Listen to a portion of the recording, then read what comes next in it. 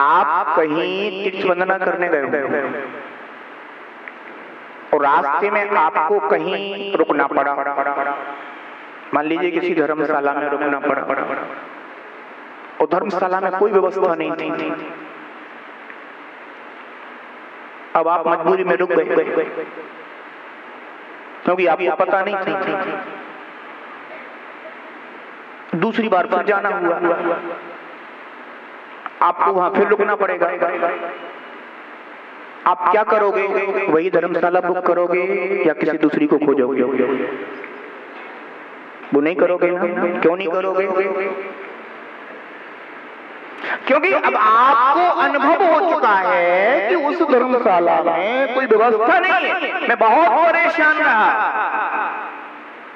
ये आपका चिंतन आपको वहां जाने से रोक देता है। तो ये चारों गतियों के दुखों का चिंतन जब मुझे आत्मा को इन गतियों में जाने से नहीं रोकेगा, अवश्य रोकेगा।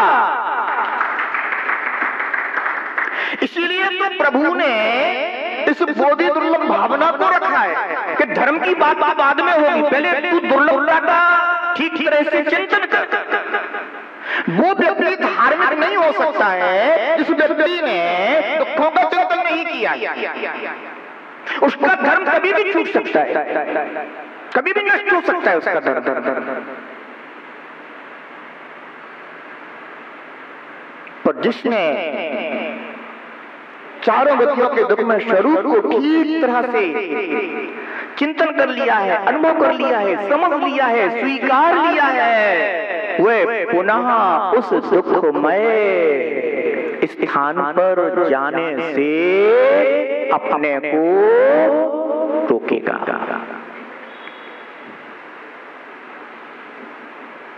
क्या कह रहे हैं?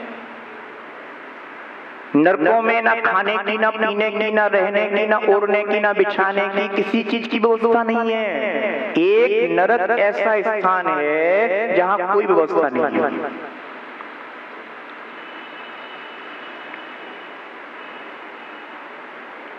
त्रियंश गति में तो जीव फिर भी इधर उधर से कुछ ना कुछ खोज ही लेते हैं।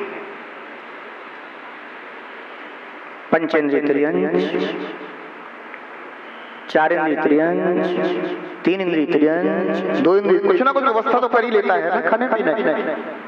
चींटियों को देखते हैं अपन, कुछ ना कुछ अपना जुगाड़ बिठा लेते हैं।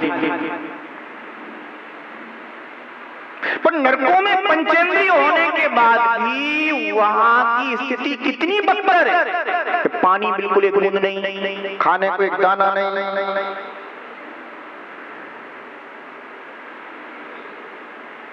यहाँ तो आपको बिजली का आराम है, वहां गुप्त अंधेरा, घोर अंधकार क्या यावत जीवन यूं ही जीव को बिताना पड़ता है। बंधुओं, बोधि को ना समझ पाने के कारण, यानी सम्यक दर्शन, सम्यक ज्ञान, सम्यक चारित्र, ऐसे रत्नत्रय को बोधि कहते हैं। इस बोधि का महत्व न समझ पाने के कारण, इस बोधि की प्राप्ति की भावना पैदा न होने के कारण इस जीव को ऐसी गति में जाना पड़ता है। क्योंकि जीवन निर्वाह का मार्ग तो छूटता नहीं। जीवन निर्वाह के मार्ग पे तो जीव लगा हुआ है।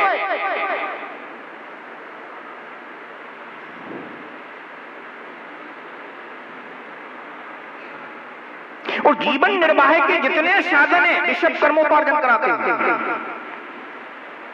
बताओ, जीवन निर्वाह का कोई भी साधन आपको धर्म देता है?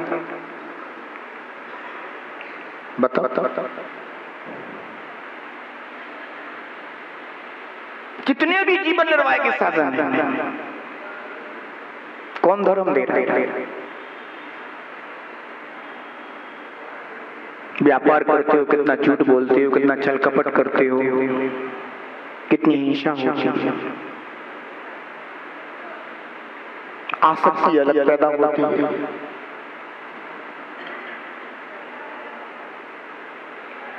मात्र कर्म का उपार्जन होता है, कषाय पैदा होती है। कभी क्रोध आ जाता है, कभी मान आता है, कभी माया आ जाती है, कभी लोभ। लोभ तो आता ही है, बिना लोभ के कौन व्यापार करने बैठे? कौन सा निर्लोभी है जो व्यापार कर रहा है? और कदाचित निर्लोभी हो भी जाए तो फिर यहाँ आके बैठेगा हमारे साथ, व्यापार क्या को करेगा? पर हाँ, कोई कोई विवेकी जीव होता है जो ऐसा चिंतन करता है कि अरे रे मैं कितना पाप बांध रहा हूँ, कितना पाप कर्म, 24 घंटे पाप कर्म की क्रियाओं में लिप्त हूँ।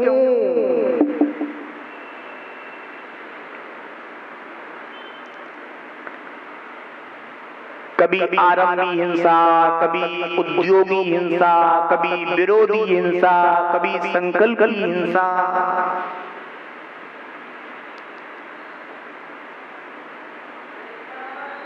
आप व्यापार कर रहे थे, पड़ोसी ने आप जो व्यापार करते थे वही दुकान पर खोल ली, आपको उससे प्रेम रहे? भले आप उससे कुछ बोल पाओ ना बोल पाओ, पर अंतरंग में तो आपके वो भावना आई जाएगी कि देखो इसने भी जो है ना केवल हमारे व्यापार को चौपट करने के लिए अपनी दुकान खोली। विरोध का भाव अंतरंग में जग जाएगा, भले आप उसको पकड़ो ना पकड़ो। ऐसी कितनी चीजें हैं जो जीवन निर्वाह करते हुए जीव केवल कर्मोपार्जन, पाप कर्म का उपार्जन करता रहता है, धर्म प्राप्त नहीं होता, और उनका ही फल ये गतियां हैं।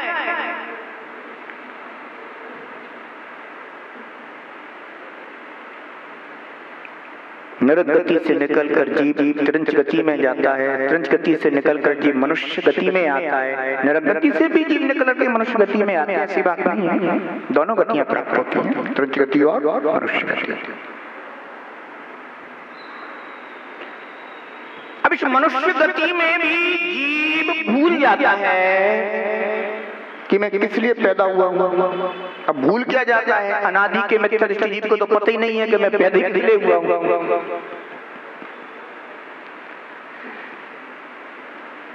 बताओ, किस जीव को पता था कि भाई हम इसलिए पैदा हुए हैं? जन्म लेने के बाद किसी ने कहा हो देखो भाई मैं इस मनुष्य योनि में इसलिए पैदा हुआ? आज तक किसी ने कहा? फिर जो यहाँ के संस्कार जीव को मिलते हैं उनसे प्रभावित होकर के वह अपना निर्णय करता है। आचार्य भगवान कह रहे हैं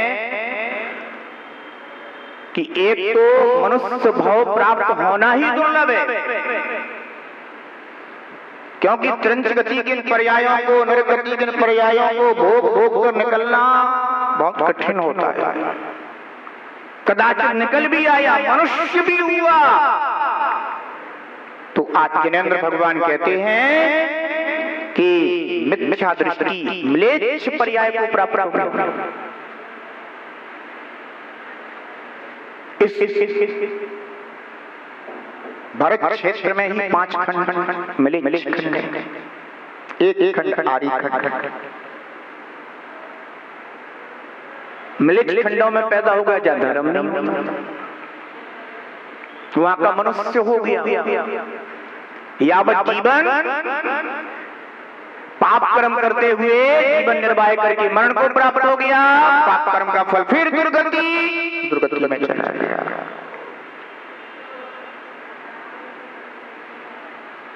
और कदाचित आर्य खंड में भी जन्म लिया,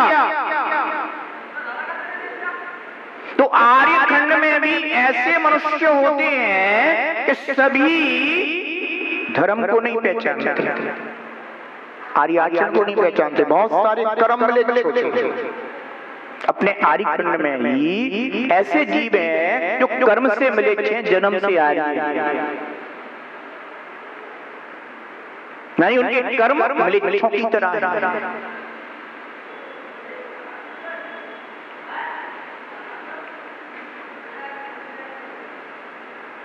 अपने यहां देखने को मिल जाएंगे, हर जगह देखने को मिल जाएंगे, जिन्हें दूसरों का दुख दर्द पीड़ा समझ ही नहीं आता, कि किसी ने तो जीव हत्या को ही अपना व्यापार बना रखा। अब बताइए, अब ये एक तो मिलेज खंड में पैदा हुए हैं, जी आर्य खंड में पैदा हुए हैं, तो कर्म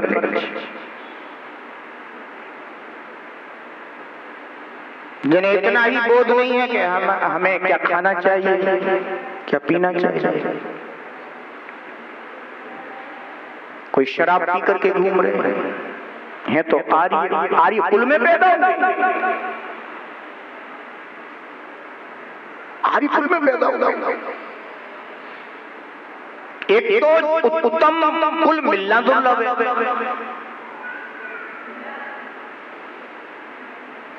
नीच कुल में जन्म हो जाते हैं, जहां लोक निंदित आचार विचार होता हो, नीच कुल कहलाता। और जहां लोक पूजित आचार विचार हो, जिसमें लोक में भी जिनका सम्मान किया जाता हो, सम्मान की दृष्टि से देखा जाता हो, उससे उच्च कुल कहते हैं। विचार करने वाली बातें हैं, ये सब चीजें मिलना बहुत दुर्लभ है। यह उत्तम कुल मिलना दुर्लभ है, पर आप देख लीजिएगा कि उत्तम कुल में जन्म लेने वाले भी ऐसे प्राणी घरों में देखे जाते हैं कि जिनका पूरा आचार विचार वृक्षों जैसा है। शराब पीने की आदत हो गई है, मांस मदिरा सब कुछ साफा व्यसन तक उनके जीवन में। कोई जुआ खेल रहा है, कोई मांस खा रहा है, कोई शराब पी रहा है, कोई वेश्यागमन कर रहा है, कोई चोरी कर रहा है। जो इन कार्यों में लग चुका है, उस जीव को क्या बोधि की समझ आएगी? उन्हें अपनी कुल परंपरा की ही जब समझ नहीं है, कुल की प्रतिष्ठा की ही समझ नहीं है, वे बोधि की प्रतिष्ठा क्या समझेंगे?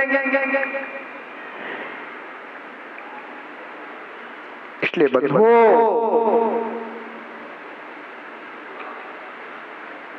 ये सब चीजें बहुत दुर्लभ हैं। बड़ी दुर्लभता से बोधि की योग्यता प्राप्त होती है जीव को। कहने का तात्पर्य सिर्फ इतना है। कदाचित उत्तम कुल भी मिल गया पर दरिद्र हुआ तो हमेशा ही बेचैन रहता है। अब दरिद्री मनुष्य, उससे कहा जाए कि भाई तू धर्म समझ ले, वो कहेगा कि पहले मैं अपने जीवन निर्वाह करूंगा, कुछ साधन तो कर लूं, फिर समझूंगा धर्म। उसका भी कहना गलत थोड़ी है।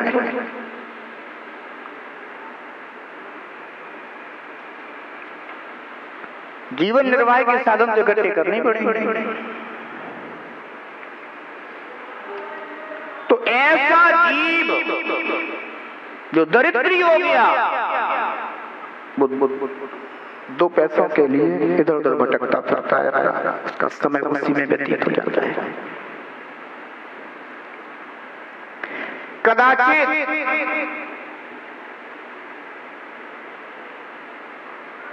मनुष्य भाव पाकर, आर्यखंड पाकर, उत्तम कुलों को भी प्राप्त करके धन संपन्न भी हो गया, तो शरीर निरोगी नहीं, शरीर में रोग लगे। अब जिस व्यक्ति के शरीर में रोग लगे हैं, उस व्यक्ति से तो बोधि की समझ क्या?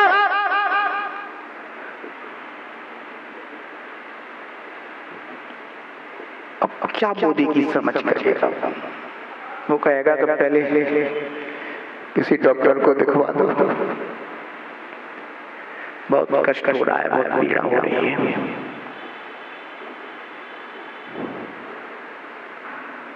किसी को आंख का रोग है, किसी को कान का रोग है, किसी को नाक का रोग है,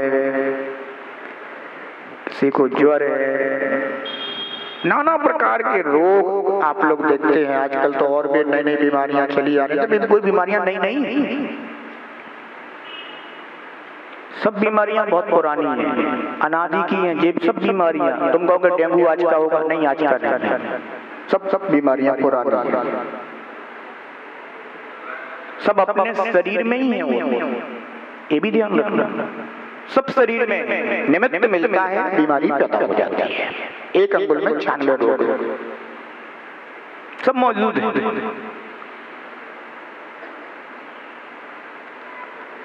तो अगर रोगी शरीर मिल गया, व्यक्ति कितना भी उत्तम कुल में पैदा हुआ हो, कितना भी धन संपन्न हो, पर रत्नत्रय प्राप्त नहीं कर सकता। कोई निर्गुण गुरु के पास पहुंच जाए, वो कहे कि गुरुदेव हमारे लिए जो है ना, इस तरह की बीमारियां लगी हुई हैं, आप मुझे दीक्षा दे दीजिए। सदगुरु क्या कहें कि बेटा तुम अभी प्रतीक्षा करो, अभी दीक्षा के योग्य नहीं। अब दीक्षा के बाद किसी को अपना कर्मोदय आ जाए, बीमारी लग जाए, वो एक अपनी जगह अलग बात है। पर आचार्य भगवान कहते हैं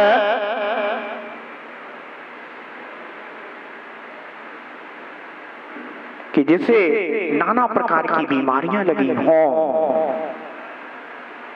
वो योग्यतानुसार ही धर्म ध्यान कर सकता है, और सदगुरु उनकी योग्यताओं को समझते हैं।